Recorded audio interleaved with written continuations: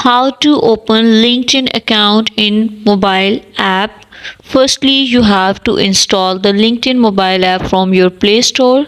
Now open the Play Store of your phone. Before this, just make sure watch the complete video and follow each step carefully to avoid forgetting anything and making mistake. Just right here LinkedIn app, you can see you have already in your phone. Just open the app, and when you have opened the app, you have to enter your email or password and confirm your profile. Now you can see your profile will be appeared in your screen like this.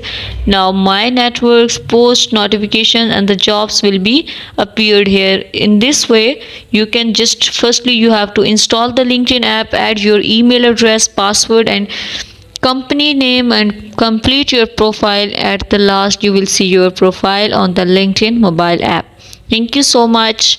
That was all. Please consider showing your support by commenting, liking, sharing, and subscribing to our channel for more valuable content in the future.